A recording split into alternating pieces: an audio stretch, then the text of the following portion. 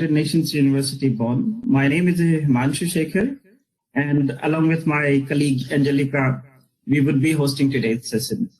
The session today looks at the challenges that our urban areas across the world are likely to face, are facing, as well as are likely to face. We particularly would like to focus upon what we call urbanizing cities. That sounds paradoxical. Cities are urban, but at the same time, if you look at many cities, for example, be it Dar es Salaam, be it Delhi, these are cities, but at the same time, they grow continuously. It's very difficult to define the edge of city as Kevin Lynch did. So these are the cities that have layers of growth at the same time in different time scales, in different socioeconomic spheres. So how does this complexity comes into play? What sort of challenges this creates? How looking forward, especially from climate change point of view, what sort of risks, what sort of challenges we are going to face? And for this, I'm very happy we have an exciting panel with us. And in a moment, I would start with their introduction, but some moderator remarks from my side. So first of all, to facilitate your effective participation, as you can see, you have been automatically muted. But you do have opportunity to submit your questions. Please submit your questions using the Q&A box, and then we would then take up your questions in the Q&A section when we go there. And we will collect all these and address them in the Q&A session at the end of presentation. We would also like to inform you that this webinar is being recorded, and the recording file would be shared on the Daring Cities website shortly. That is from our side. And then with this, can I share my name is Himanshu Shekhar. I work as an associate academic officer at United Nations University. I would be moderating today's session. And it's my immense pleasure to introduce, first of all, Dr. Christoph Voivode. He works at Indo-German Center for Sustainability, shortly called IGCS, based in IIT Chennai, IIT Madras in India. Christoph, who is an urban planner as well as an anthropologist, is a visiting faculty with IGCS at IIT Madras in Chennai, India, as well as affiliated with one of the leading German university, RWTH Aachen. He was earlier a lecturer in human geography at Bath Spa University in UK, as well as the Faculty of Spatial Planning at TU Dortmund in Germany. He has also been the planning advisor for the German International Development Agency, GIZ, in Eastern Sri Lanka. Christoph's research spans across topics such as planning theory, urban governance, slum development, inequality, poverty, disaster risk, and climate change, and increasingly on peri-urbanization, transdisciplinarity, social transformation to sustainability. So thanks a lot, Christoph. It's very exciting to have you with us, and particularly you bring a very, I would say, amazing mix of experience from Europe as well as from India. You have been particularly associated with work in South Asia, particularly for a while. So we look forward to your remarks. I'm very happy to then introduce my friend Raina Singh. She is a senior fellow at the Nodal Planning Agency in India, the National Institute of Urban Affairs. She has more than a decade of experience in climate resilience, policy research, technical advisory, capacity building, and program management for government and non-government organizations in more than 25 cities in South and Southeast Asia. She is right now anchoring the Policy Advocacy and Strategic Alliance for Strengthening Resilience in Indian Cities as part of the two flagship initiatives of NIUA, the Urban Resilience Unit and the Climate Center for Cities, which together support the Government of India in implementation of Climate Smart Cities Assessment Framework. So, Raina, thanks a lot for joining. We are very pleased to have you with us. And with a population of more than 1.3 billion, a country that is barely 33% urbanized, there is a lot that is going to happen in next 10 to 15 years from the urbanization point of view, and with all the flagship smart city programs and so on.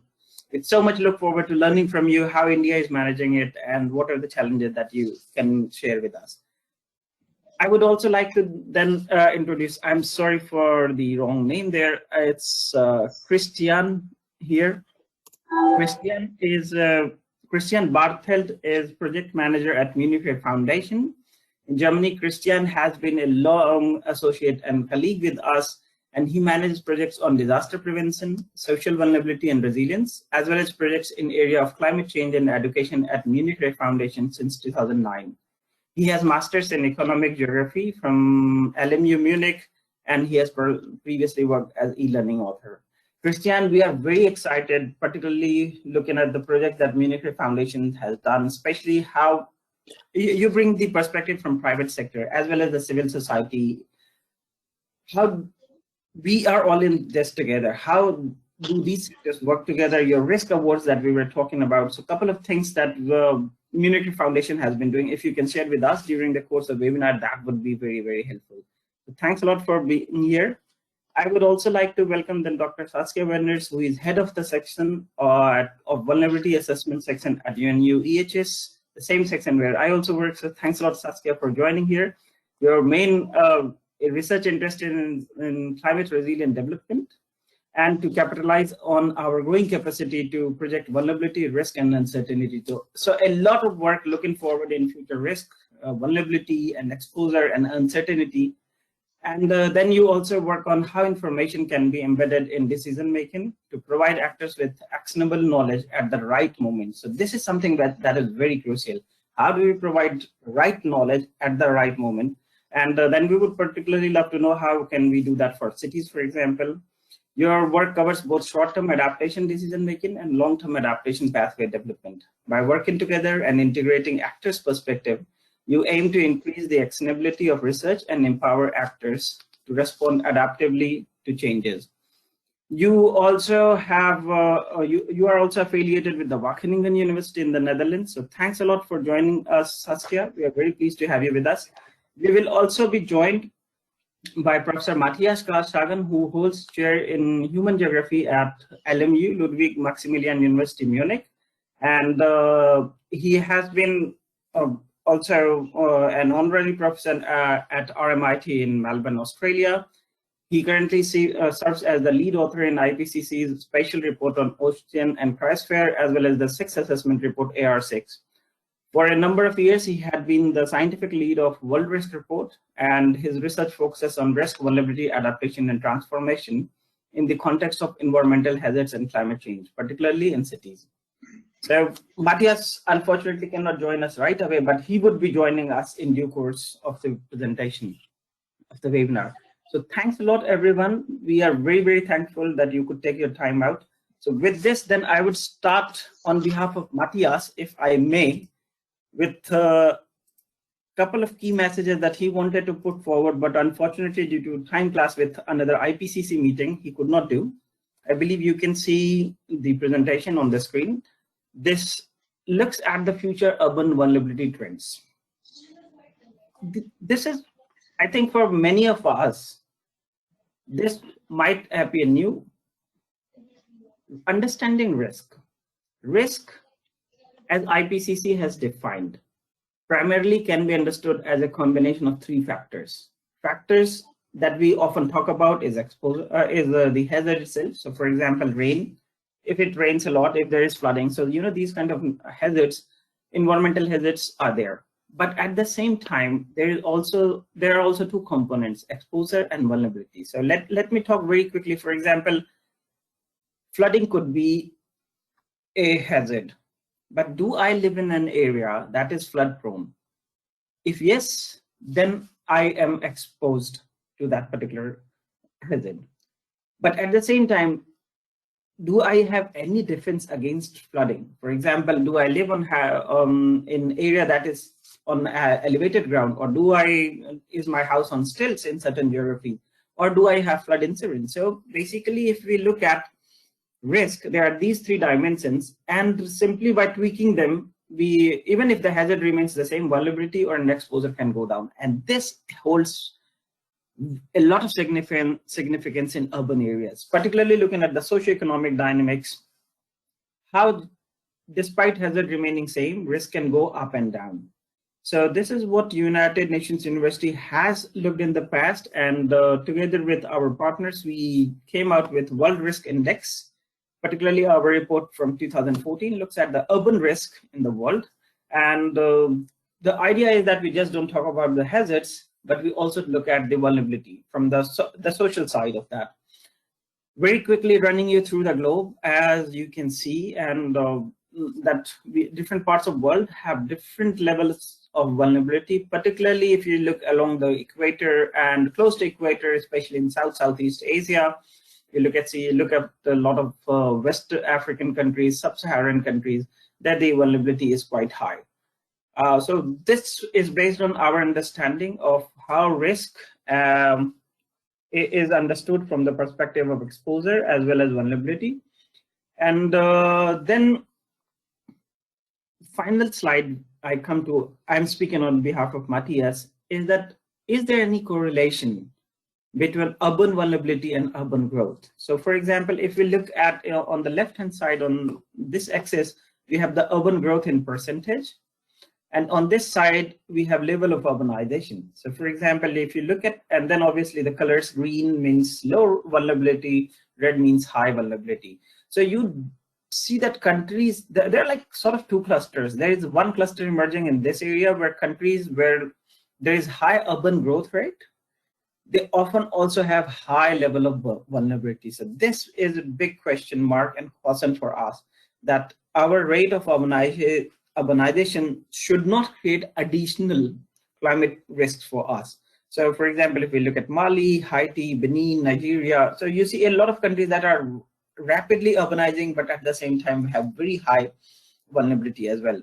So with this, I would like to come to, first of all, to Christoph, if you don't mind sharing your opening remarks. How do you see urban risk? How do you see urban vulnerability in countries that you are familiar with and based on your work? So thanks a lot, Christoph, again for joining, and now the floor is yours.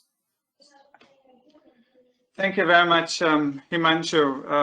I'm very pleased to be here and to join you for this event. Thank you very much for your kind invitation to be on this panel and contribute to the discussions. I would like to start with the sort of the big picture first that you have touched upon. What are the root causes and drivers of urbanization? Urban growth, including a specific focus on the so-called urban fringe and peri-urbanization in the global south. And what you were just showing is the observation of a planetary urbanization, the acknowledgement that the 21st century is basically to be the urban age. Already more than half of the population lives in urban areas, but there are very different dynamics in various regions, with Asia and Africa witnessing the highest growth rates currently, while the share of total populations with 70 to 80% is the highest in Americas and in Europe for that matter. So other effects that we are witnessing are metropolitanization with ever larger urban agglomerations, for example, Sao Paulo, New Mexico, Lagos, Mumbai, Shanghai, and many others, while at the same time, the growth rates are actually higher in small and mid-sized towns. So showing trends of urbanization of the rural, the peri-urban, and towards maybe a urban, which is not necessarily either or, but it's a blend of both. So these dynamics distinguish the majority of urban regions in the global south from those in the global north. Cities like Bangalore or Chennai in India grew within the past 20 to 30 years from small to medium-sized towns to multi-million urban agglomerations, a pace much faster than during the European industrialization in the 19th and early 20th century, thus stretching planning capacities tremendously, often also with absent long-term vision for housing and infrastructure development and planning. So there are various reasons that can be attributed to such growth, like the natural increase of population, but especially rural to urban migration, reclassification of rural settlements into urban, and changes in the boundaries of existing urban settlements. That's a common feature that we observe in many countries, that urban boundaries, the jurisdictional boundaries, are simply extended with the growth, but there is no planning paradigm, no planning vision related to this. I want to make a few points here more specifically. The first one is that we observe drastic changes in what I call the scapes, landscapes waterscapes, socioeconomic scapes, culture scapes, and political scapes. All of these are, first of all, multi-scalar. They are relating to local, regional, and global scales of interrelatedness, interaction. And secondly, they are also multidimensional, encompassing multi-sectoral, multidisciplinary, systemic dimensions such as the economy, social justice and inequality, environmental problems, climate change, and especially the demographic dynamics, but also governance. So by digging deeper underneath these phenomena, underlying these multiscalar and also multidimensional factors are dynamic processes of change, in particular industrialization and the growth of the service sector that is attracting not only global players, but at the national level too, there is a competition happening, for example, in the case of India. So these processes that are consequentially leading to the reduction of open land, agricultural land, ecologically sensitive zones are being affected and also disappear. And these are frequently disrupting the interplay of the bioregion with the core city. So for example, if we look at watershed areas, which are much larger and often crossing also jurisdictional boundaries or even international boundaries, this becomes significant and is a challenge to manage and also to plan ahead for 5, 10 years, 15 years in terms of water resources demand, and so on. Another element that is important is the visioning of creating world-class cities that has become quite popular. This involves usually large-scale projects and also global leitmotifs of what this kind of world-class city means. Very often it's related to developing high-tech, slum-free, clean places and urban areas with the kind of neoliberal approach of city making. Some of these examples are Dharavi, for example, in Mumbai, and also the new city of Amravati, the capital planning for the new state of India in Andhra Pradesh, which invites international investors and has a particular global outlook to develop a city at the global way of life and also the global standards. But very often this includes the international promotion of high-profile housing, condominiums, gated communities, special economic zones, and also in terms of the service sector and the industrial sector. But often this is neglected in terms of low-income sector integration, the informal sector, and also affordable housing. So these are challenges that are then also connected to how the urban expansion and the peri-urban space is being planned and whether there are regional development strategies available or not. So these complex interrelated processes are generating new risks as well as aggravating existing ones. So a delicate balancing that we have observed in many of our studies is particularly related to water scarcity and the abundance resulting in high risks of urban flooding.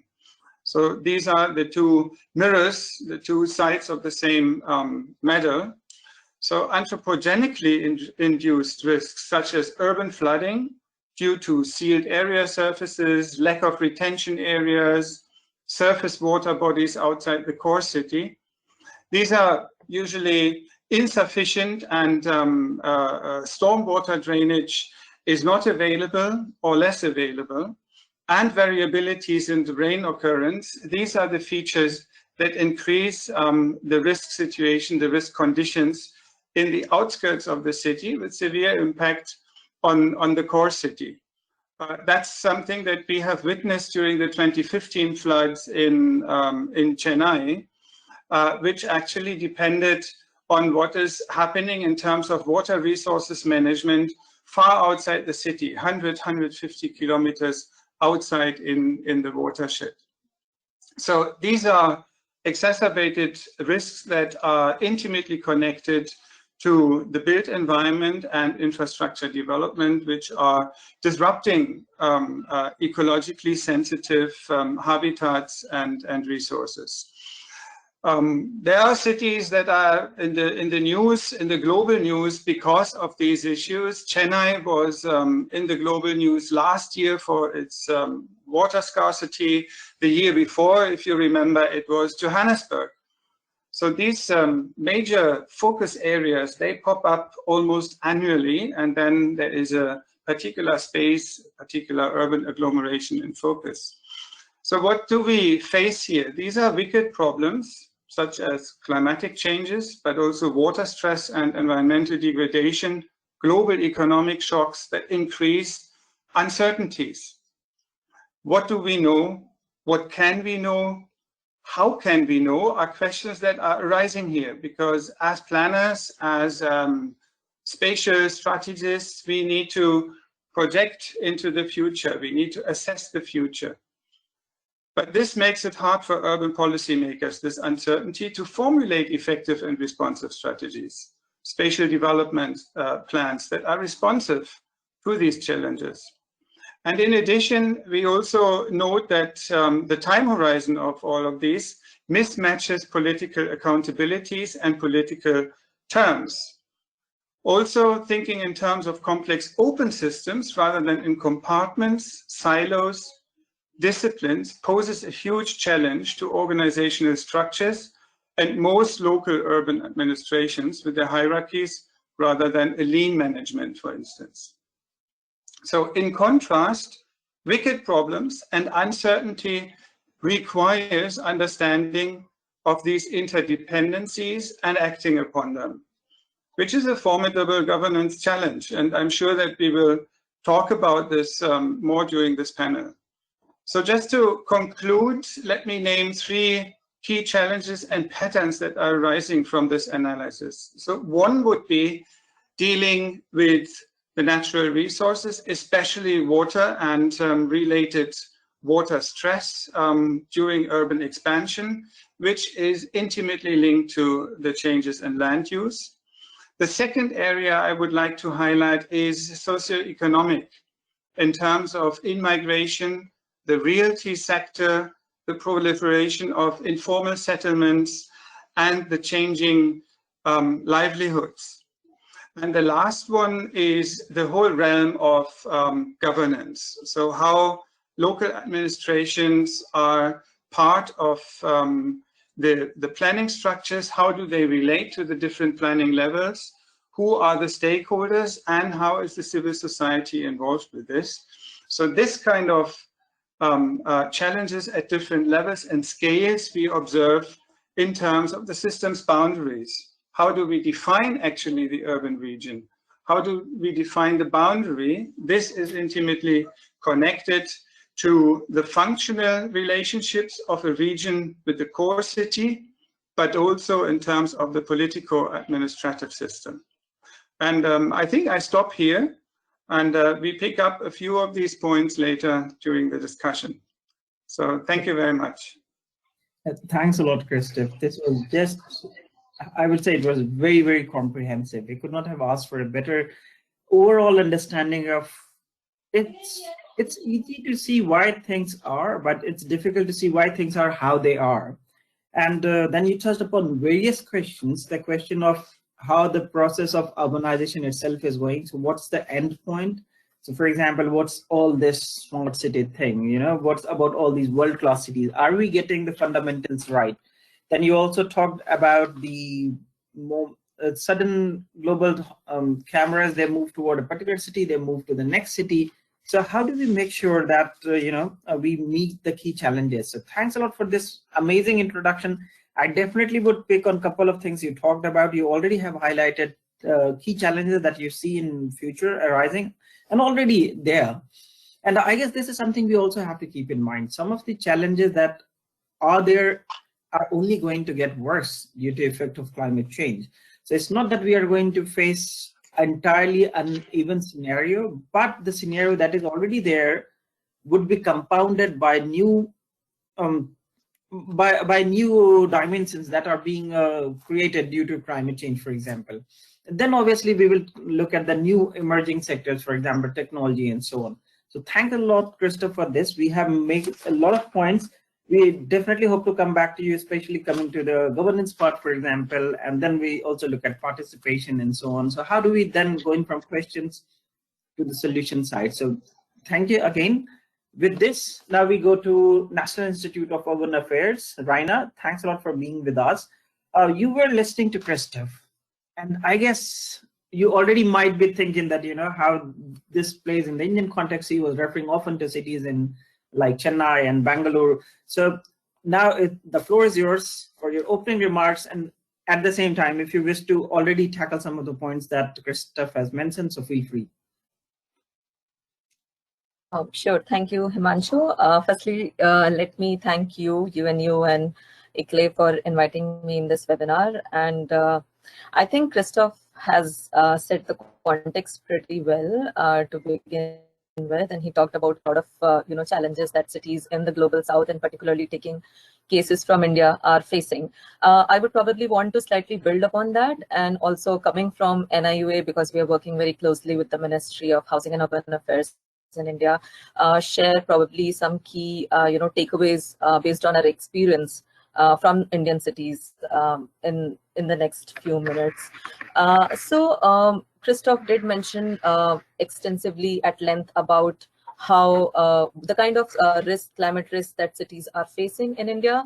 And that is something which probably, in the last 10 years, while I have been working in this sector, I have been observing. So in the last decade or so, we have seen more and more incidences of extreme events, more and more floods, heat waves, cyclones and storm surges taking place in the coastal cities, and also associated impacts like water scarcity and disease outbreak in the aftermath of floods and droughts.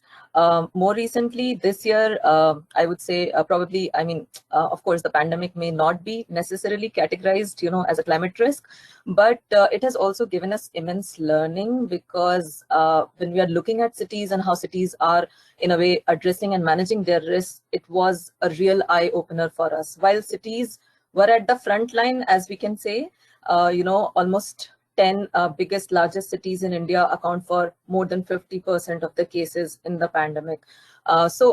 We really saw, how the kind of gaps that are there in the existing governance systems and the existing monitoring systems. And we also saw how, some of the cities, for instance, some of the smart cities, which were utilizing their existing integrated command and control centers, that, through such kinds of innovations, through data and digital platforms, how you can actually monitor the risks and monitor the kind of impacts that cities are facing and manage them in a better way. So these are some of the things which have been more of, I would say, learnings for us in the last decade, and increasingly so in the last few years.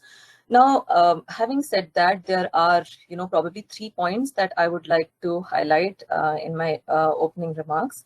One is with respect to the capacities of, the skills and the capacities of cities to address the urbanization challenges, as we say, and also the emerging risks, but also at the same time some of the disruptions that we are seeing in the recent context. So whether this is with respect to human resources, technical resources, or financial resources. I guess there are a lot of studies which talk about how there is a dearth of planners for even preparation of the city development plans and master plans and the urban local bodies. So urban local bodies, which are essentially the local governing systems in case of India. So at the city level, they are supposed to be the nodal agency for urban planning and management. So whether it is urban local bodies or the local development authorities, there's a dearth of planners, and that's something which has been highlighted quite a few times through various studies across the years. In terms of the technical resources, now, of course, there are, a lot of tools and toolkits and technologies which are coming up, but how do you actually make them accessible to cities? There's also a lot of knowledge, products and knowledge sharing, which is happening around climate change and how do you address climate risks. But I would say that's really, mostly limited to the research community, and the city managers really do not have access to these tools and toolkits. And also, how do you communicate them in a way that they also understand what we are trying to say? So those kinds of challenges are there. From a financial point of view, of course, there is, India is implementing one of the largest probably infrastructure development programs through the Smart Cities mission and other urban missions. But when it comes to addressing climate risks, and if at all there are additional finances required for that, so how do cities actually leverage some of these programs and leverage some of the existing funding options? So those kinds of challenges are there with cities when it comes to the capacity of cities to address these risks. The second point that I want to highlight here is about data and availability of data for planning and decision making. Of course, in general, we have been seeing, I mean, probably 5 years ago or 10 years ago, the kind of data that cities had was, probably mostly in form of paper and, different kinds of, hard copy files, and it was not possible to, extract data from those kinds of systems. But more recently, a lot of cities have started, and this is again applying to Global South, but I'm talking from the Indian experience. A lot of cities have started making, all sorts of online data management systems using GIS for spatial data and mapping. And similarly, again, coming from, emerging from the smart cities, one example is how some of these command and control centers are now collating a lot of data. So while all of this is happening, okay, now we are probably, slightly advancing in terms of data collection, but how do you actually use that data for decision making, and more so from a resilience building perspective? So that gap is very, very pronounced, I would say, right now. The third point that I would like to make, again, probably from a policy and governance angle, is availability of a cohesive framework for cities to guide them in that process. So while I'm sure this is something which most of you would have seen across the globe in many countries, while there are a lot of individual pocketed efforts happening from the cities, but there is no national policy or a macro level system or a mechanism in place which can guide them in the process, in the sense how they can approach resilience planning and resilience building exercises, what kind of inclusive or participatory engagement is required, what are the possible existing financial and institutional mechanisms to approach climate resilience building. So this kind of a framework is something, again, which I would really want to highlight over here, because that has been our experience in India, and that's something which we are really to address right now. So I think with this, I'll pause for now and probably build upon these some of these points later during the course of the session. Thank you. Perfect. Thanks a lot, Raina. I guess you have touched upon some extremely crucial points, and we would love if, in due course of this webinar, if you would like to share any particular, lighthouse kind of case that has done it.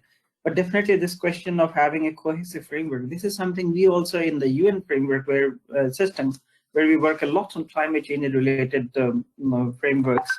That how do we ensure that the knowledge is translated across scales in a cohesive manner? So these are a couple of key questions, and the local level capacity building. So thanks a lot for flagging this. So with this, then we go to the UN climate adaptation understanding. So Saskia, to you, your work on adaptation pathways, what sort of relevance it has for cities? You just heard that, the local level capacity at the same time providing a cohesive framework.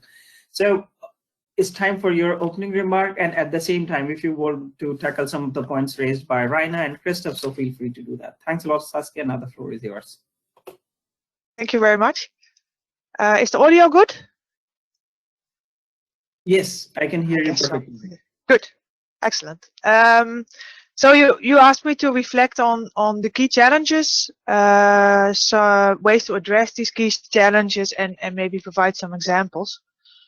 If I think from my perspective and the work that we do at UNEHS, one of the key challenges for cities at the moment is really to deal with change. That's also what you brought out in your opening address, and to cater for not only the current but also for the future inhabitants' needs. And I think if you look at those addressing those needs, we've been very good in cities to address specific water systems or parks or specific buildings. But what we increasingly see is that there is trade-offs between these strategies, trade-offs between different solutions for specific needs. So I think to look at future needs and as well to look at the trade-offs between the different strategies are key challenges for cities at the moment because of this increasing complexity, which was also raised by the other panelists. Of course, if you talk about trade-offs, then and now moving towards what are ways to address these challenges, the other side of the coin of the trade-offs is the synergies. So I think cities are increasingly looking at synergies, policies that can deliver on more than one goal, and are also thinking about the governance that you need to implement more integral solutions. I think that also links very well to the address of Rainer. One domain that I'm particularly interested in and that I also think is particularly challenging is the domain of climate change and sustainable development. So how to make development choices now in cities that also work in the future under climate change, and also work under different yet known futures. That's a big challenge. And also how to mainstream climate change, climate action into city development. And one way to address this, one concept that I can bring in here is climate resilient development pathways.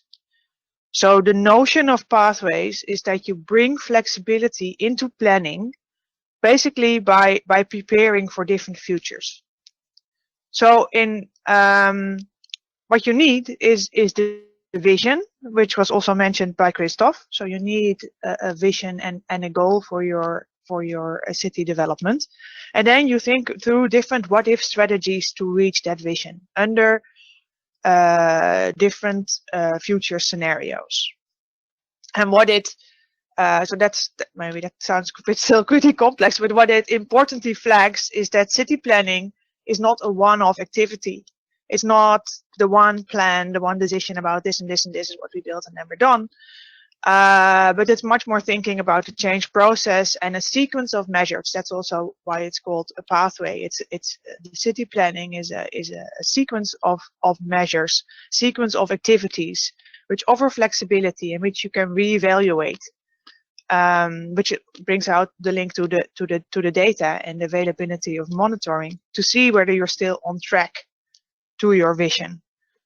So I think the notion of building in flexibility into planning, both at the very concrete way of measures, but also at how that can be done in governance, are important lessons of way to address the main challenges for cities.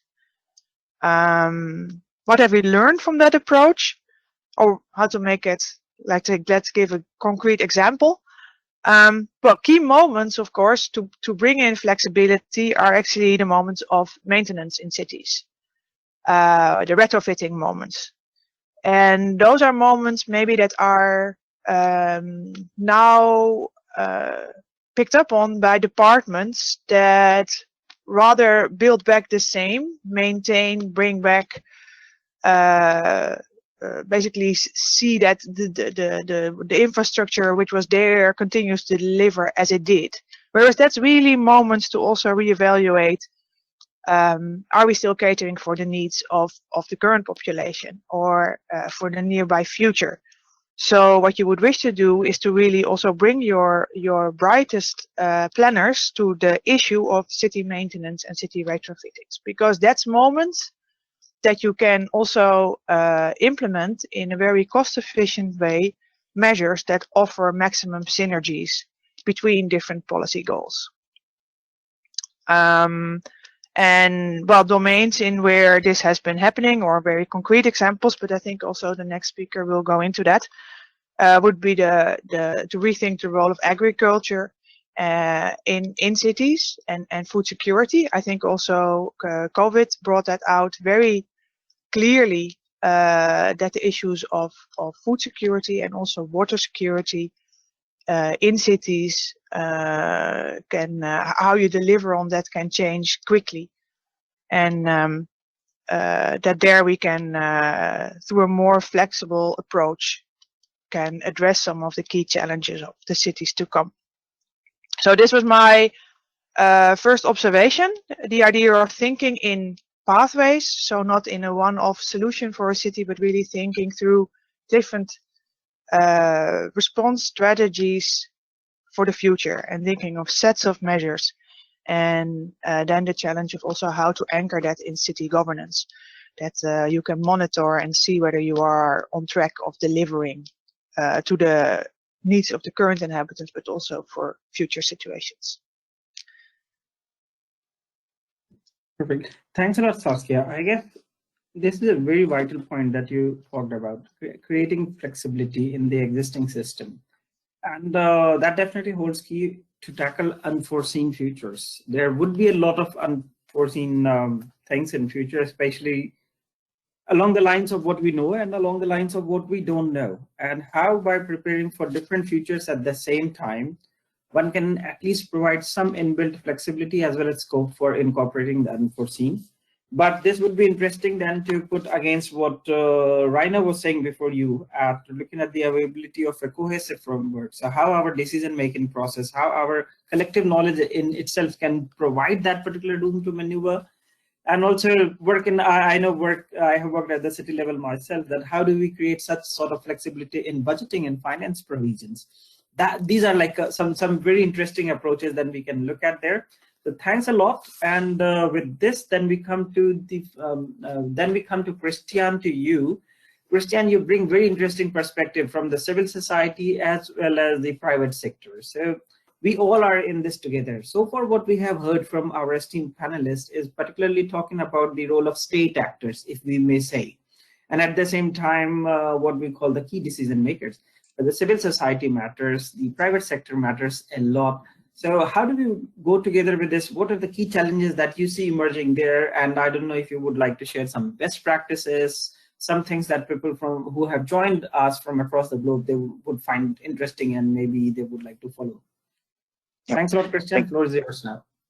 Thank you, Himanshu, very much for this nice intro. I will share some slides maybe in 2 minutes or so, but we'll start with just my voice. Thank you, ICLEI and UNUHS for organizing this event. And thank you to the other speakers, Christoph, Rainer, and Saskia, for giving it the right context, the topic we are talking right now. So I generally fully agree with Saskia that disaster risk management and protection of people against disasters should be within the responsibility of governments. And it's mainly the cities themselves and the local governments who should take responsibility here. But however, as we heard from Rainer, for example, they are not always able to fulfill this task entirely.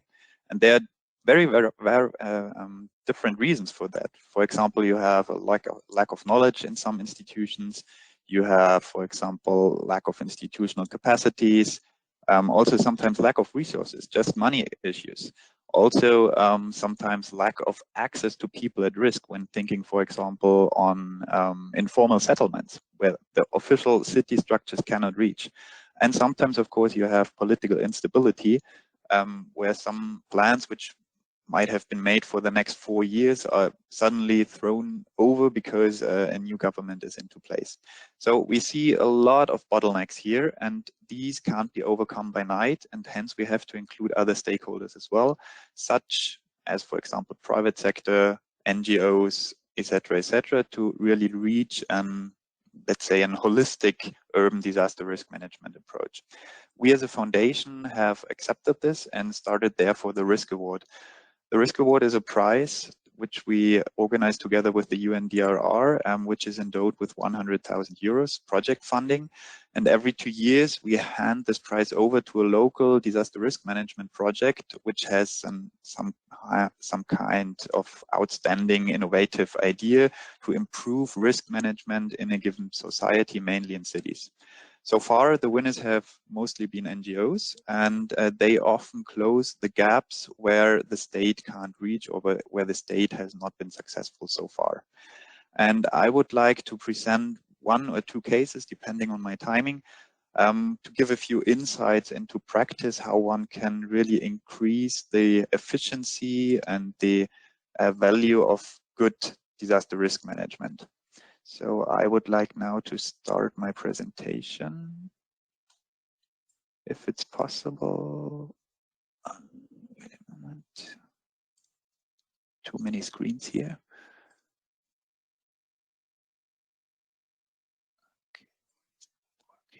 Okay, now. So first of all, I would like to give some example of Peñaflor in Chile. And here we work together with a local NGO called ONG Inclusiva. And they are headed by Professor Carlos Kaiser, which you can see here in the wheelchair. And in former days, he used to work in the academia. So he was a teacher, he was a lecturer, and etc. And he found out that people with disabilities are disproportionately affected during disasters. They die more often, they are more often injured, they lose more of their rare assets sometimes. And he wanted to change something. And what he often shows to me and also to other project partners is the so-called vicious circle of poverty, vulnerability, and disability. So he says, if you have a disability, so if you're disabled, for example, this often leads to exclusion in different spheres like the market, labor market, etc., which then can lead to poverty, which again makes you more vulnerable to, for example, other diseases, which again make you even more suffering from your disability. So you have this overall vicious circle. And within this vicious circle, you have another circle, which more or less is the reason for the outer circle. So with disability often comes social and cultural exclusion and stigma. And by this, you more or less face the denial of opportunities for economic, social, and human development, which then leads to deficits in economic and social and cultural rights. And then again, you have less power to really be engaged or to be really part in, for example, city planning. And this is something he wanted to change. He based his work also on a study done by the UNISDR in 2013, where they, for example, asked people with disabilities if they feel that they are fully integrated in disaster risk management planning. And only around 20% of the people agreed to that question. Furthermore, they asked, for example, in the case of an emergency, like in disaster, cyclone, whatever, do you feel that you can evacuate immediately? And only 20% said, yes, without any difficulty. Like 40% said with some difficulty, and 35% with a lot of difficulties, and 6% of the people with disabilities answered that they cannot evacuate at all. What does that mean? That clearly means that disaster risk management we are organizing right now, especially in urban areas, is not fair. It does not include all people at risk. And then Carlos often stresses that people often, or these decision makers often say, yeah, it's just a small minority and we can take care of them after some frameworks, after new frameworks have been established. But the issue is that people with disabilities are often not a small minority. Around 10% of the world's population today live with a handicap, so it's a huge proportion. So the goal of the project in the end was to achieve resilience against disasters for all, starting with Peñaflor in Chile, and then going out into the world, talking about the results you have achieved here, and for really to raise awareness and visibility for the needs of people with disabilities.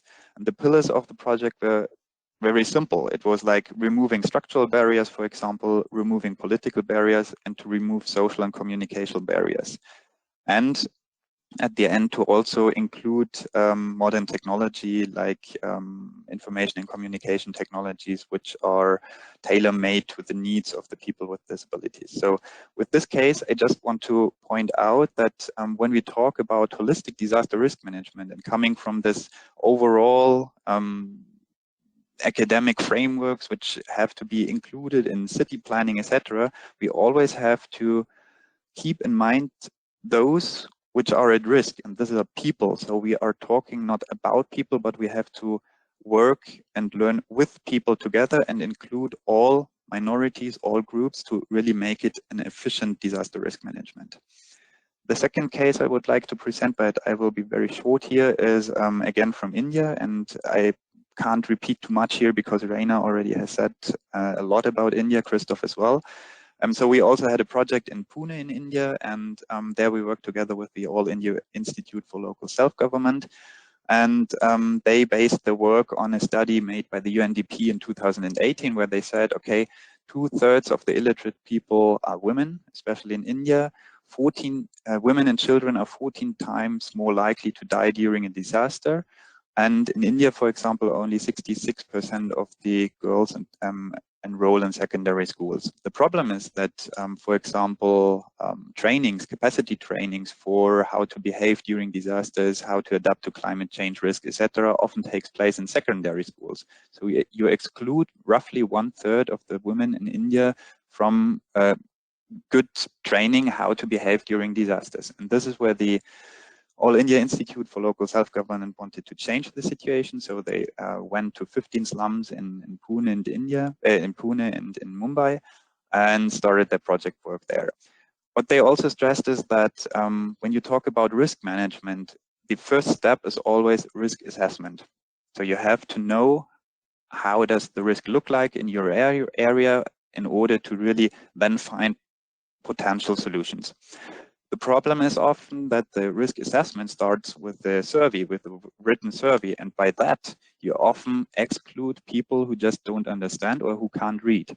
And this is where the All India Institute really found a very nice solution, which is called the self-assessment and planning tool in India. So instead of having written surveys, they worked with pictograms, with pictures, with smile faces, with emoticons, etc., to really get assessment of risk of people who can't read, for example. And capacity training then looks like this, like you can see here on the right-hand side. So it's not like a regular school room or teaching room or nothing with a PowerPoint show, but really talking with the people at risk. And these were two examples here. So my key messages here would be that the pilot, of course, these are only pilot projects, and you really have to be careful when scaling it up if they really fit to other circumstances, etc. Because we are convinced that risk management has to be tailor-made, and sometimes it's just not possible to scale a specific tool or scale a specific project really up because it might not fit to other people's needs in other cities. But the role of NGOs and private sector or us as a foundation can be to showcase good practice examples, to show niches, to show gaps, and then to hand it over to local governments and help them to include this in their overarching disaster risk management frameworks. So that would be my key message here. And what really is for us the most important thing is to start working and talking with the people at risk and not always to talk about the people at risk. So include people from the beginning in disaster risk management planning. And this is, for example, also the most important point being made by Carlos Kaiser in Peñaflor. He said the most successful step in his whole project was a very simple one. In every risk management planning working group in Peñaflor, he inserted more or less one woman or man with disability. So when they now start talking about a new risk management approach, they have already on board one representative of the people with disabilities. So it's not an end of pipe solution, but from the very beginning, all minorities are included. And by this, having shown 2 practice examples from the ground, more or less, I would like to shut up now and give over to Himanshu. Thanks a lot, Christian. This was definitely interesting. Looking at the different approaches, particularly thinking about people who don't have voice. And I guess that's one of the main roles that the fraternity of urban planners we have as well. We have to be voices for everyone. So how the process of planning, any process would be only as strong as inclusive it is. If we are not comprehensive, if we are not all inclusive, we already are planning for our failure. So thanks a lot for this question. I had a very quick question for you. Particularly the risk awards, they sound fascinating, and I believe a lot of the cities that are joining us for this particular webinar, they might be interested. So in your next remark, if you can simply flag that how people who are interested can get involved, that would be very helpful. But your remark leads me directly to a question that I want to understand from a practitioner's perspective. And at the same time, I can see that questions are coming in. So to all our attendees, thanks for joining us. Please put forward your questions. Now we have spent first 60 minutes. We will go in the question answer round. So first question I have from my side, maybe if I direct it to Raina from NIUA, public participation, as Christian himself was just talking about, how inclusive the planning process, especially the forward-looking planning process, for example, say smart cities are, and whether in this very dynamic system, on the contrary, by making any process very participatory, are we slowing things down, or are we just settling for the lowest common denominator? So looking at both the sides of public participation, I don't know, Raina, if you would like to address that. Sure, Himanshu. I think that's a very, very tricky question. I mean, coming from the Indian perspective, because, most of my experiences here, I would say, of course, we are talking about the second most populous country in the world, and our cities are huge. So that's quite a challenging process. That's the disclaimer that I would like to make, before I address this. So I think if we look at the traditional master planning approach, or the ways, city development plans were being prepared in India earlier. So at that point of time, the public participation, so to say, was mostly, very minimal, if I can say that, and maybe towards the end of the planning process. So I guess I'm sure you would know how, there was this one stage of, inviting objections and suggestions when the master plan was already prepared. So that was traditionally how public participation was being addressed.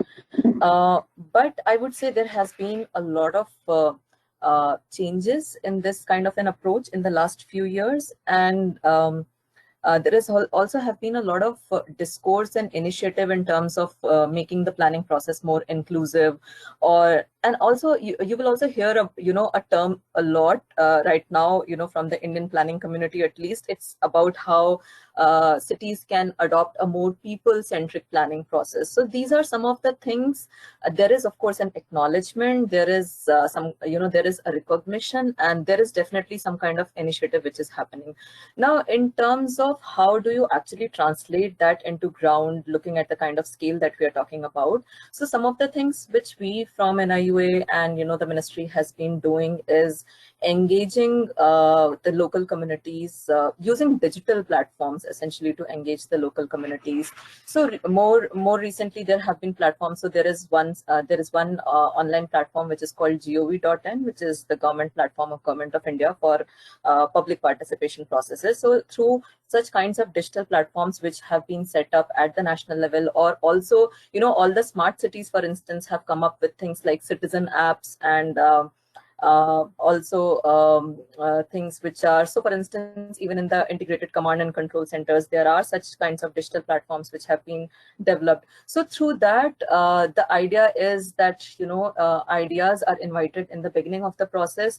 What we are also doing a lot is these innovation challenges, or challenges which are probably focused more like call for ideas, focused on specific stakeholder groups. So we have been getting quite a good response, I would say, when it comes from youths, for instance. Recently we have done something similar for the master plan for Delhi. So NIU is currently also preparing the master plan for Delhi. And as part of that, there has been a lot of engagement that we are doing using digital platforms. So such kinds of things are happening. But I would still say that I guess we are still trying to figure out how to, do this in a more meaningful way. Yeah. Perfect.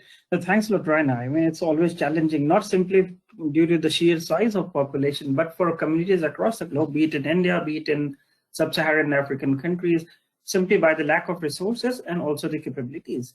We are moving more and more into the digital arena of participation, but whether the tools at our disposal are inclusive enough, whether they are accessible enough. So these are some key questions that we have to definitely answer going forward. So thanks a lot for this.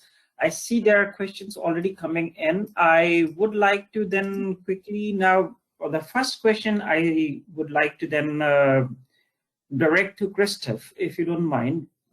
There was a question that what one from all the scapes that, maybe what is the one from all the scapes that significantly increases climate risk in low and middle income countries? So I guess this refers to your very first comment, your opening comment when we talked about changes in scapes, particularly waterscape, landscape, socioeconomic and political scape. So if you have to name one, I believe that would be very difficult and that would be very context specific. But I don't know if you want to answer this for a particular low and middle income country. Well, from the study and the research we have done, it is the waterscapes and the connectivity with the landscapes. So thank you for this point. I think this is a crucial aspect, and it relates to a similar comment that Saskia made earlier in terms of agriculture and food security. So let me take a more broader perspective on this. So when we look at this interface of the landscape and the waterscape in the context of expanding cities, in the context of the peri-urban space, what we observe there is that these spaces are quite fragmented. When you travel along the main highways outside Chennai or Bangalore, you see that the highways developed into kind of long ribbon in terms of infrastructure and also in terms of larger housing estates and industrial structures.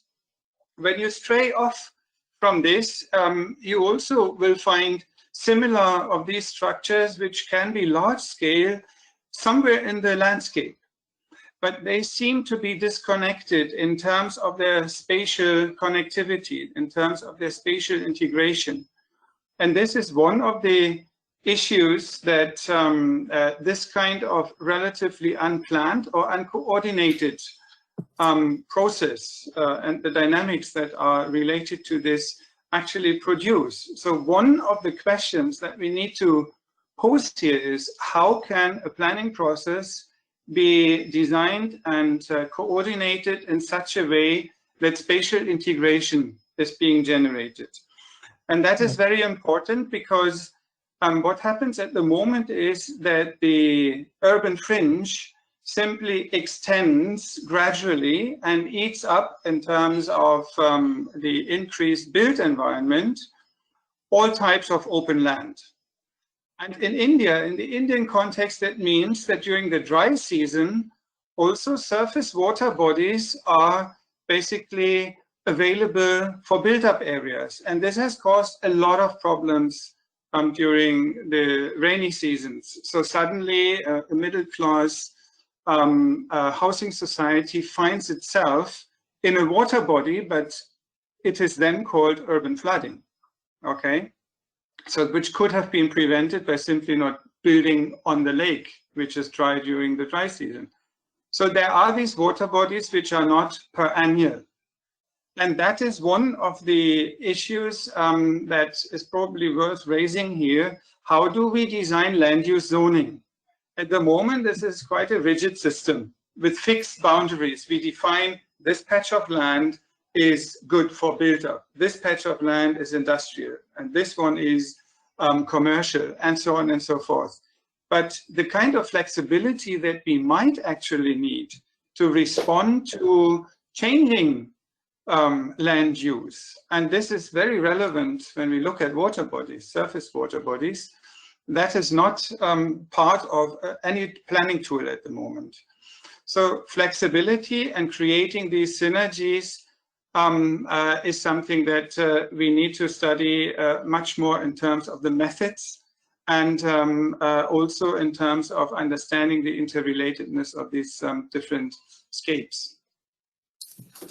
Thanks a lot, Christopher. I guess that's very precisely said, particularly understanding that how zoning is done, how land use is decided, and to what extent we can keep them still in a way very sacrosanct.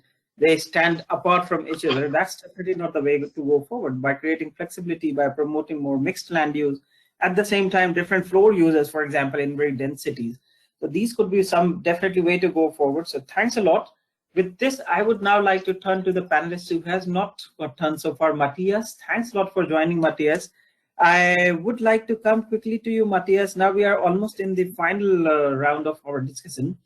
You have worked a lot on understanding global risks. Looking forward, say 10 years and 15 years, so medium and long term, 10 and 20 years, particularly focusing on your work that you have done in Global South, especially in South and Southeast Asia, or feel free to pick any context. What are the key challenges? If you have to pick two key challenges, what would be these? And in terms of your suggestions, how do we go about those challenges? Right, yeah, thanks for the question, and sorry that I couldn't be with you earlier. There's some active work going on wrapping up the second order draft for the next assessment report of the IPCC, so some conflicting timing. No, two key questions. I think that's very very relevant. So I think one thing to just take stock, and that is probably not surprising to the audience here in this room because you're all interested in urban development and so forth, but it's still sometimes surprising to people talking in the outside, to say, you know, development, urbanization doesn't automatically take care of its own socioeconomic development, if you wish. That is quite different from 20, 30 years ago, where we thought, yeah, development issues are largely something in rural areas, and urbanization sort of automatically produces poverty reduction, access to social infrastructure, and those things. And I think we see over the last decades, and this would still be an issue for the future, we see actually that this is not the case, and that we have certain regions, we did some research in the past, certain regions in the world where rapid urbanization, even though oftentimes can actually be used to also increase average incomes, increase access to healthcare and so forth, but many times, or many parts of the world actually, urbanization does no longer go hand in hand with economic development, and hence also not with socioeconomic development. And we see certainly an uncoupling where there's still a strong push into cities, yet without developing that sort of economic engine function, at least not for everybody in the cities. And I think that is just important to keep reminding ourselves and to keep also be telling in the policy realm. So there needs to be a focus on urban development. So this is not new here. Now the second big thing is urbanization in many parts of the world is still happening very drastically over the next 2, 3, 4 decades until we see plateaus. That's different in different world regions. And this is a huge opportunity with respect to climate resilience.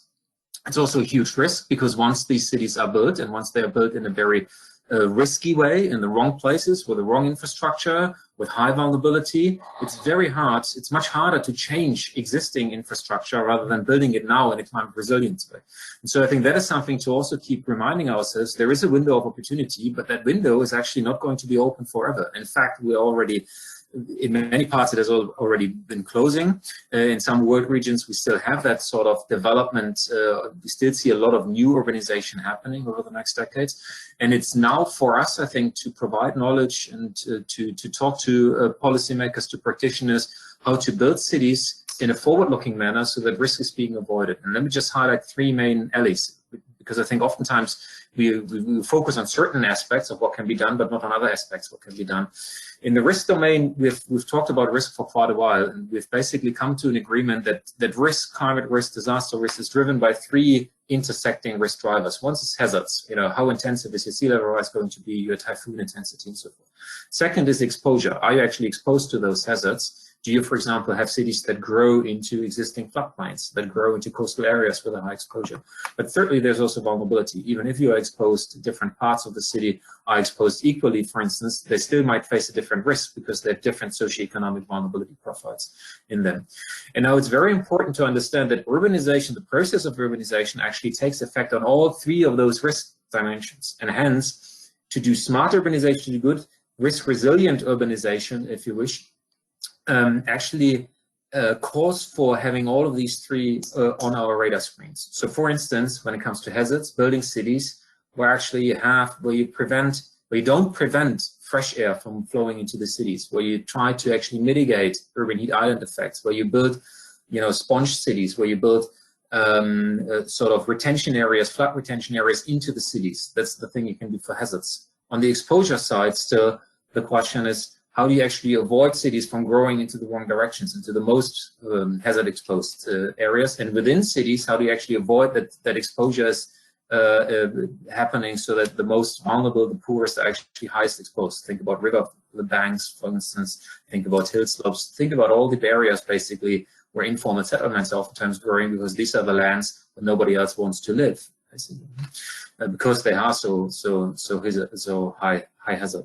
And then thirdly, on social vulnerability also, to think about, how do you build cities so that actually access to healthcare, access to fundamental social infrastructure is there, which are all good things in themselves, but they're all absolutely necessary for building climate resilient cities if you really think about the hazards of the next 10 to 20 years, and even further, middle of the century, end of the century. So I think that's something to keep on doing. We need more science to do that. We still don't really understand future vulnerability trends that well, and how to design scenarios of likely future vulnerability trends, how to evaluate different adaptation options.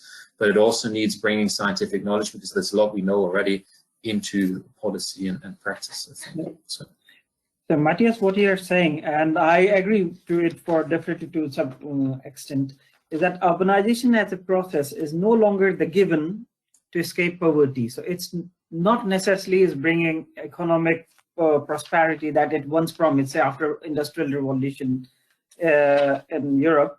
And at the same time, urbanization as a process can in fact enhance climate risk instead of diminishing it, if it is not correctly planned in a proper way.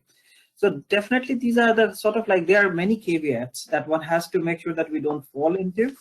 But if we look into future, what would be two key interesting areas? For example, we talked, some of the previous speakers, we talked about, for example, water particularly is becoming a serious challenge, looking at Johannesburg, Chennai, and so on.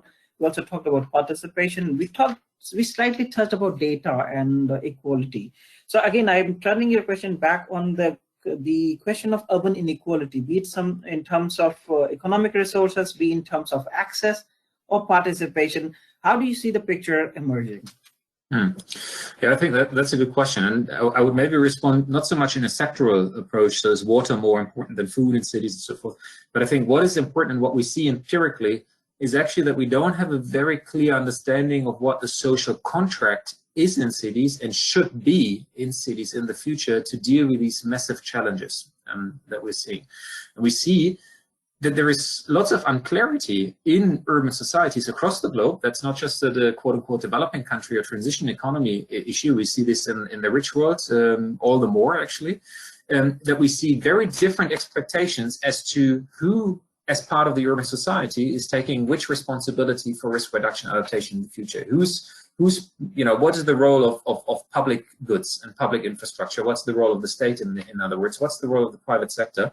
What's the role of civil society? And what falls back to individual households and individual firms and companies? And there seems to be, we did some empirical research across the world in very different cities like Kolkata and Lagos, but also New York and London on the other hand.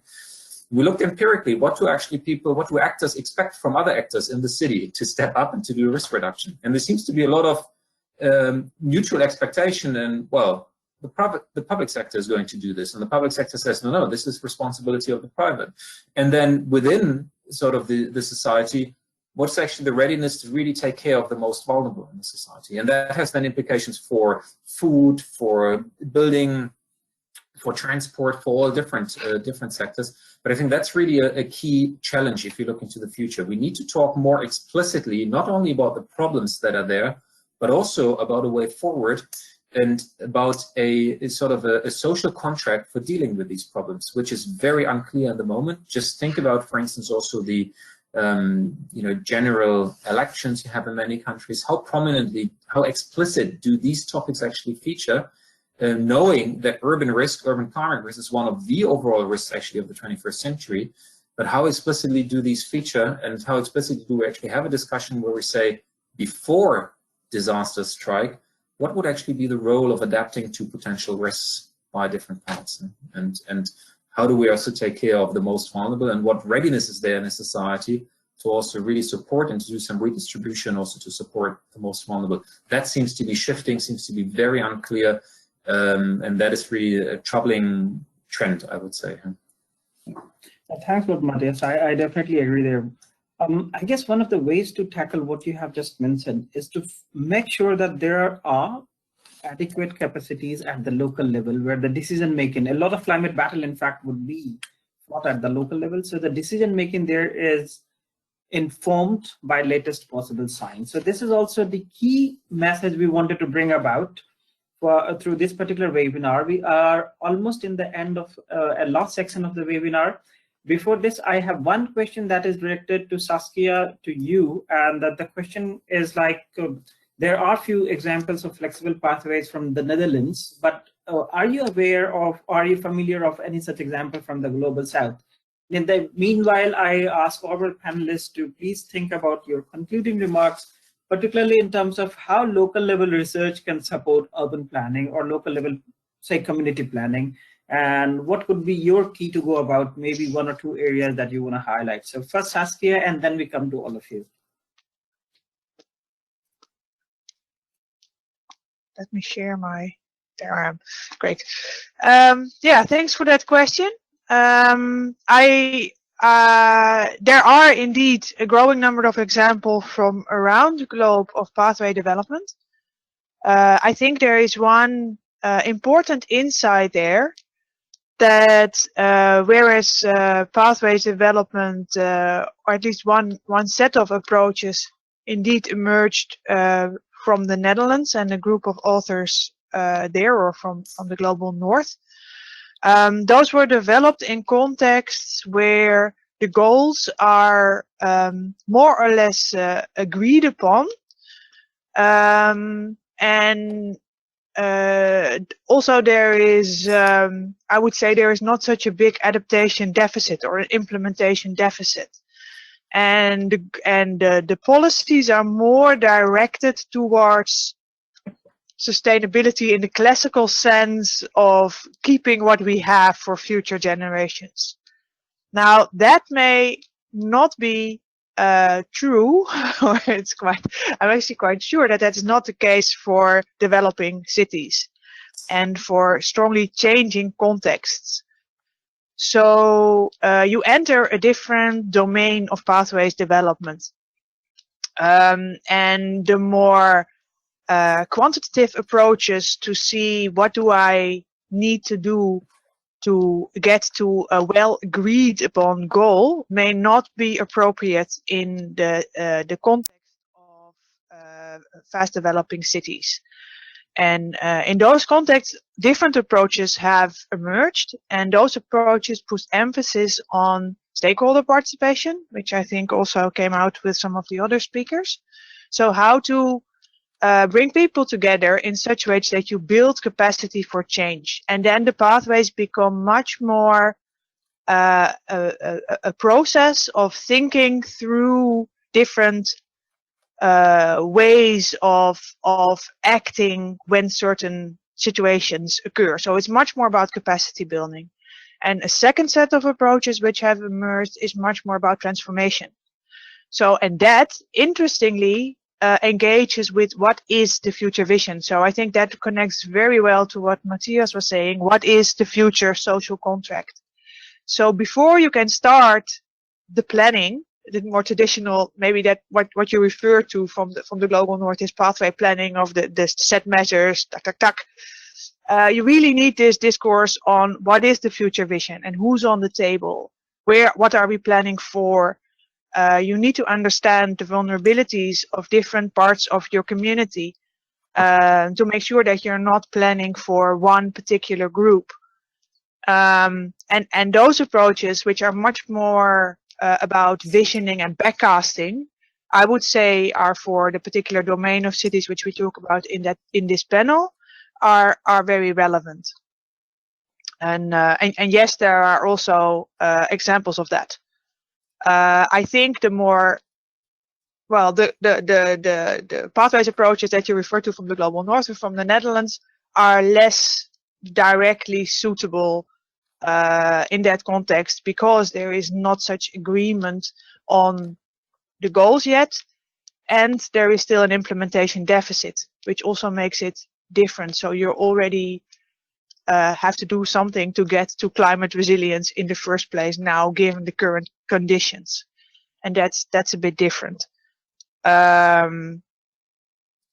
no, let's leave it with that. Perfect. Thanks a lot, Saskia. I definitely understand. I mean, simply transporting one particular solution from a different context to a different context. This was definitely, we did a lot in 60s and 70s, but in today's scenario, this would not work. It did not work efficiently then, and it would not work now. And especially when we talk about creating flexibility to account for what we just don't know what might happen. I mean, how cities could have prepared for something like COVID-19. This is beyond imagination if we talk about it. I mean, this is I was actually going to mention that, but I thought that no, it's too much now. But yes, I think COVID-19 also brought out very different vulnerabilities and groups in cities that we thought were actually safe and doing well. All those that moved to the cities and had found some employment and were sort of a lower middle class, now suddenly turned out to be extremely vulnerable and are a very big concern, because you're so dependent on money, on income in cities, because there's no place where you can, I don't know, plant your own potatoes or something. Exactly. And there's just nothing for these people. So when the sort of the more informal economy collapses, and that's an incredible challenge. Yeah. No, I definitely agree there that though the questions that might arise in future, we don't know what sort of questions, what sort of challenges these would be.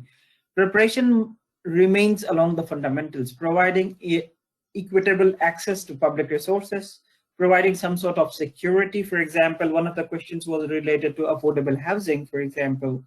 These are the questions that time and again, we have seen that they enhance vulnerability to different kind of hazard. And only the hazard changes. Even COVID-19, for example, WHO has been warning us for last 10 years.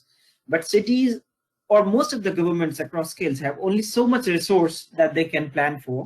So I guess the message I take home from this particular webinar is that we have to look at the fundamentals, especially in terms of housings and natural resources. And if I may add from my side, especially the emerging basic needs, if we may say, of digitalization, especially access to data and digital means. So with this, I would like to then go to the final concluding remarks from all of you. Christoph, if we may start from you. If you look at future risk and at the same time enhancing local capabilities, what would be your take-home message for, say, we have a lot of cities in our audience. So what would be one key area you would like to advise them to invest in? I want to make 2 points here. Thank you, Himanshu.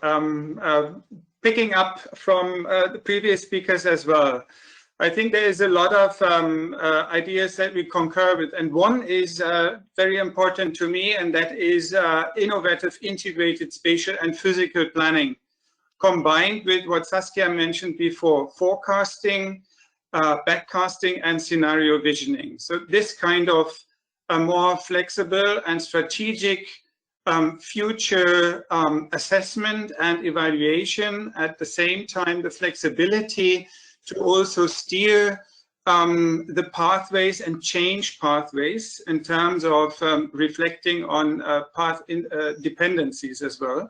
The other area is very much related to people's participation, and also how do we actually create and generate knowledge. And this is very much connected to how we understand governance. And there have been new emerging fields of collaborative, transformative, co-creative governance approaches, very often termed also as transdisciplinarity, where the research question or the question to find a solution is posed and assessed and defined with local communities. So this is a bit like doing research on the go, finding novel solutions, innovative and also more transformative change with local communities that might have an impact on the local understanding, but also in collaboration with businesses, with the administrative sector, and doing research that understands these processes. So developing new methods and different ways of thinking. So prototyping real-world labs that provide this kind of safe space, I would see as significant here and also quite promising.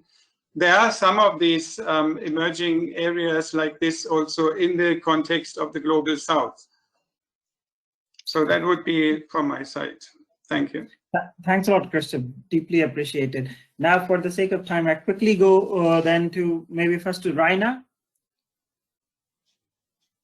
Raina, would you like to have some concluding remarks? Maybe some technical issues. So while we figure out issues with Raina, Matthias, if you don't mind, your 2 cents, as you say.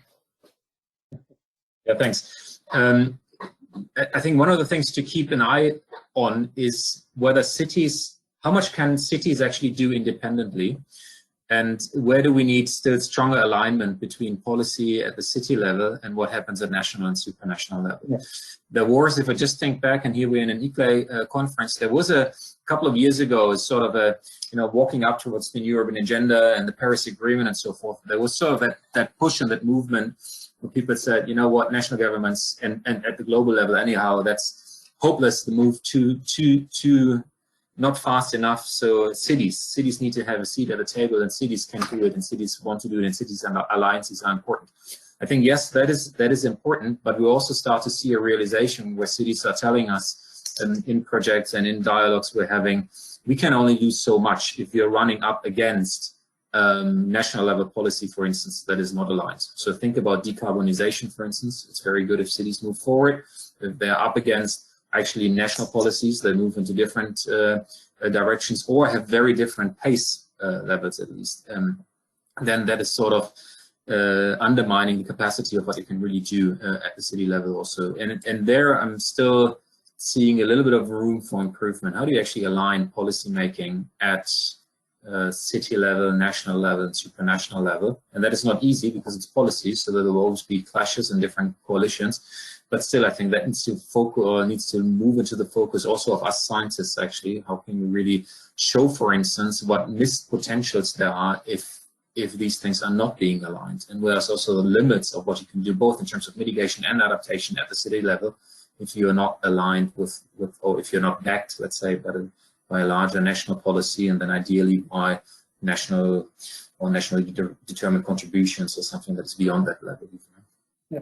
So that's, I think, the big instruction side for the future. Yeah, exactly.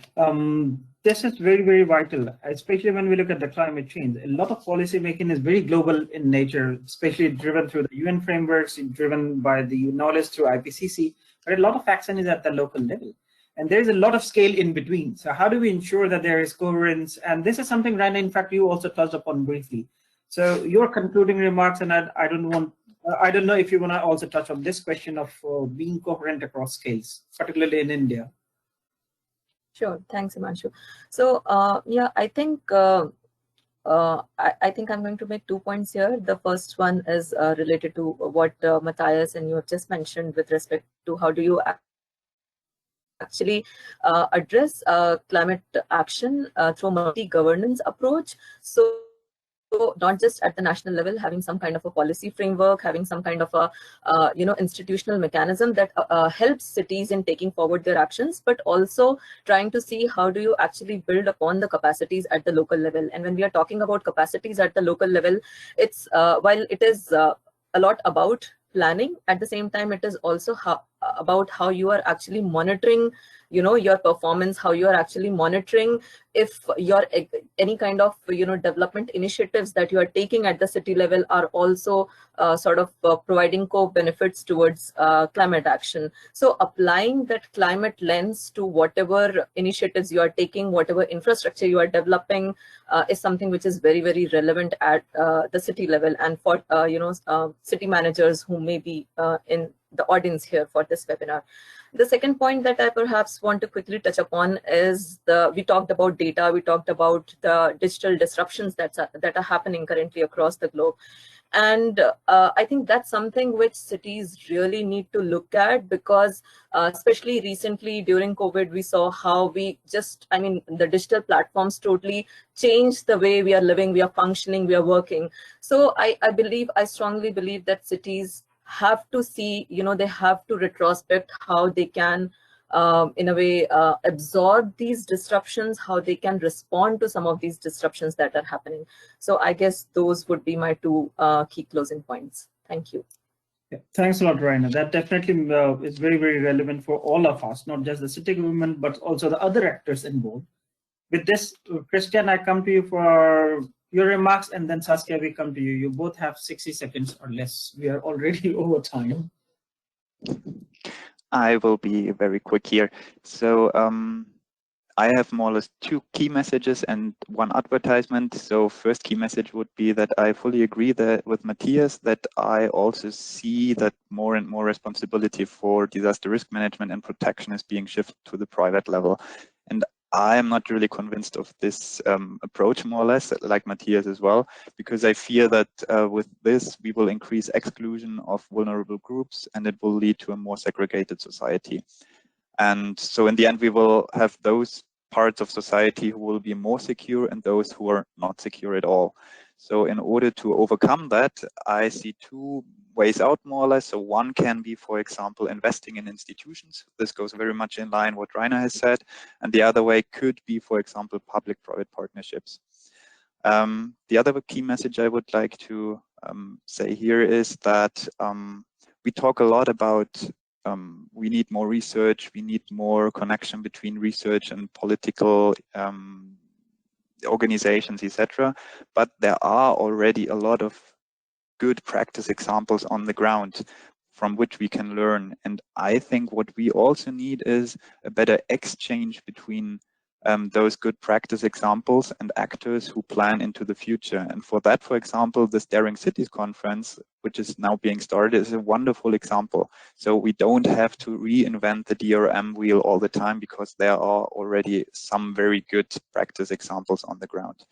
And last but not least, talking about practice examples, I would like to give an advert here. So next week on the 13th of October, which is the International Day for DRR of the United Nations, we will launch the next risk award phase. So we will start the call for applications for risk award projects or disaster risk management projects. And the specific topic will be announced next week, but I invite all of you, all the listeners here to apply and maybe work with us together for the next 1, 2, 3, or 4 years. Yeah, so that was my concluding remarks, and thank you, Himanshu, for this excellent moderation as always. Yeah, thanks a lot, Christian. Exactly, that was one question I had, how people can get involved with risk awards. Thanks for this. There was a question whether the slides would be made available. I need to check the organizers with ETA regarding this. And I guess we would be doing that. That would be on the Daring Cities webinar platform. Saskia, last words.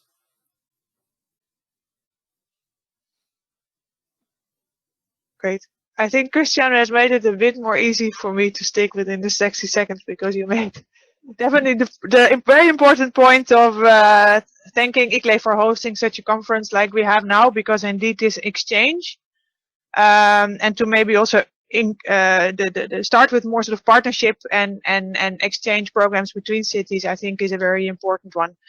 And as another last advice or a point for attention for cities is to keep an eye on the retrofitting challenge for cities, and to see how in retrofitting you can become more multi-purpose, and you can combine more goals, and you can create synergies between different policies and between objectives, such as also related to the infrastructure and the land use and the water use, as was mentioned by some other speakers. So I think that's an important moment to deliver on some of the big challenges that we discussed in this panel. Yeah, perfect. Exactly. We work together. We continue working together. Thanks a lot, all of you, for joining, taking time out. Thanks a lot to all the attendees. On behalf of the United Nations University, I would like to particularly thank Christoph, the Indo-German Center for Sustainability, Rainer from National Institute of Urban Affairs, Christian from Munich Re Foundation, Matthias, as always, from LMU Munich, and Saskia again. We are both from United Nations University. Thanks a lot for attending, everyone. Have a nice day. Thank you for hosting. Yeah, pleasure. Thank you very much, Himanshu. Saskia. Thank you. Thanks, Eagley, for hosting it. Bye. Yes. Bye.